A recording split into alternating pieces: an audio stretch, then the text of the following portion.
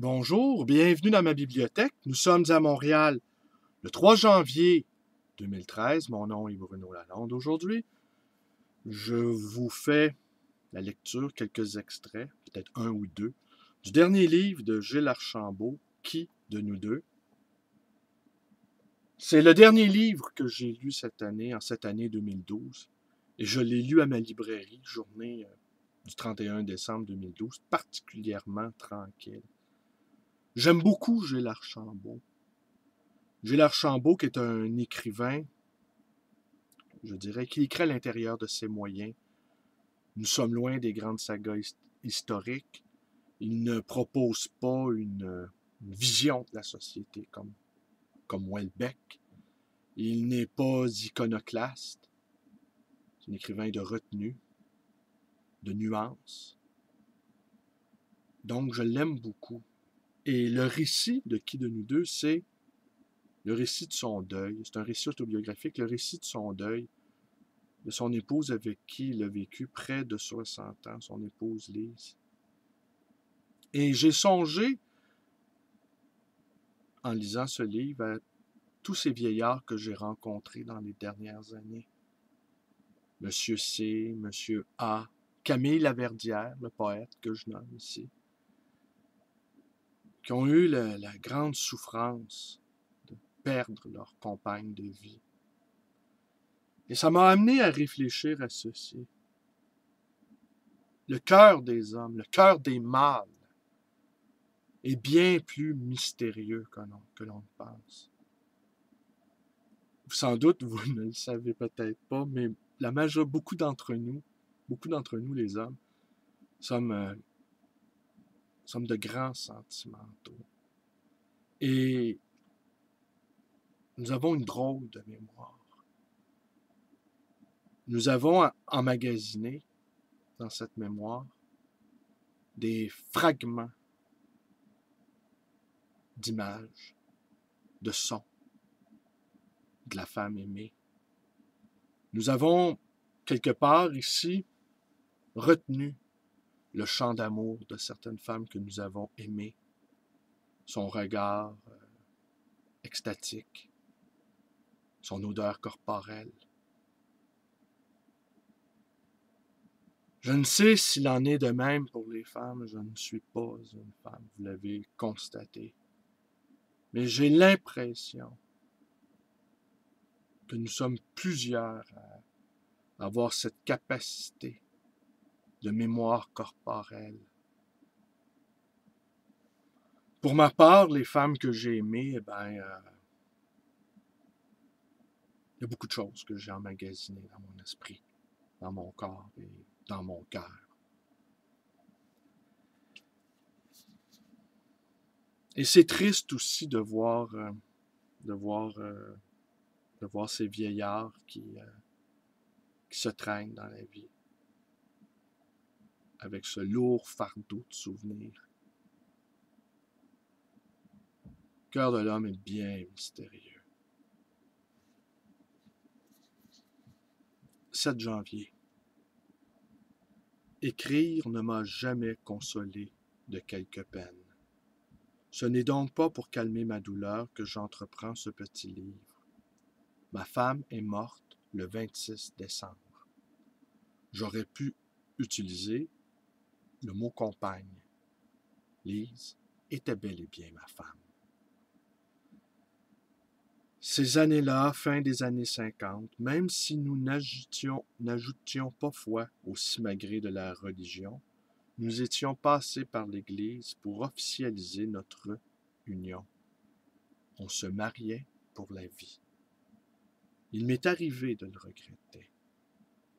C'est fou le nombre de sottises qu'une vie permet d'accumuler. Atteindrai-je jamais cet état de résignation dont on me parle ces jours-ci? Le temps fera son œuvre, tant bien que mal. Je comprends qu'on trouve gênant de s'adresser à un homme qui n'est jamais loin de s'écrouler. Une phrase d'Henri Calais ne cesse de me hanter. On la trouve à la toute fin de Peau d'ours. Ne me secouez pas, je suis plein de larmes.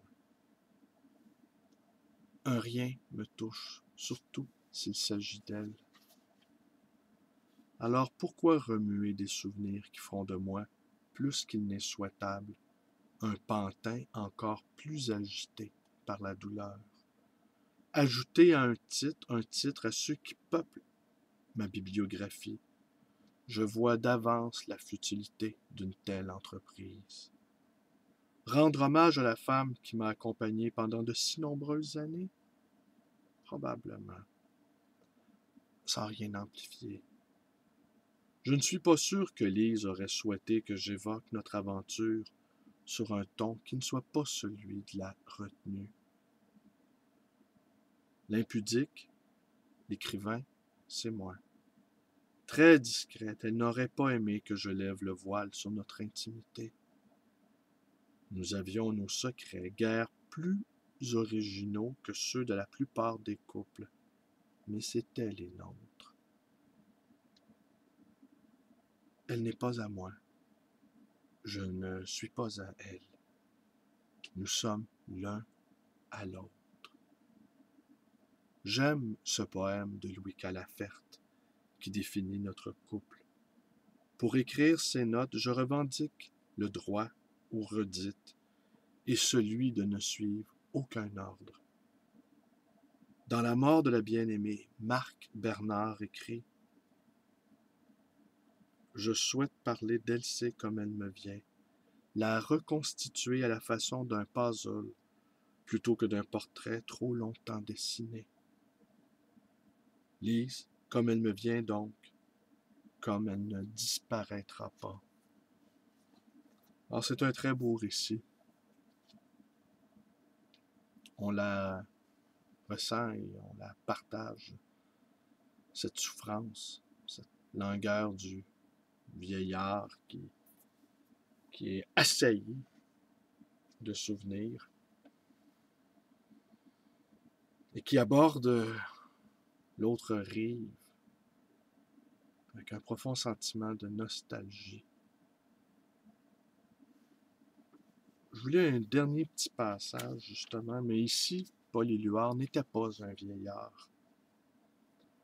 Mais il a connu le deuil de son aimé également, Nuch. Pendant 3 ans, interminables, après la mort de Nuch, Paul Éluard, vécu comme un amnésique, se réapprend lui-même. Marcher, bouger ses mains, avoir un corps, parler, se souvenir. Précaire savoir, fil fragile qu'on craignait de voir casser à l'instant de se renouer. Pendant des mois, je rêvais qu'on me réveillait. On m'annonçait que Paul Éluard s'était tué. Je me réveillais vraiment. J'attendais qu'il fût l'heure de téléphoner, d'être sûr qu'il vivait. Il ne lui restait dans l'incertitude d'être que la certitude de pouvoir l'exprimer. Sa parole quotidienne balbutiait encore, était minée d'angoisse, de trous, de vide. Ses poèmes déroulaient le droit fil sur lequel il marchait. Dans l'extrémité du malheur, il gardait intact le bonheur d'expression. Expression exacte d'un malheur extrême. Ça, c'était tiré de Claude Roy Éluard jusqu'à la fin. Alors, c'est tout. C'est tout pour aujourd'hui. Alors, vous connaissez la suite. Mes vidéos vous plaisent, abonnez-vous. Ma page Facebook, téléphone de ma librairie. Ma librairie, justement, d'occasion et d'anciens livres voyageurs dans le quartier Côte-des-Neiges, qui, espérons-le, sera déblayé. Parce que devant ma librairie, d'immenses bancs de neige, qu'on appelle aussi des congères, semble-t-il. Alors, gérons ces bancs de neige. Alors, c'est tout pour aujourd'hui. Allez, merci, bonne journée, portez-vous bien.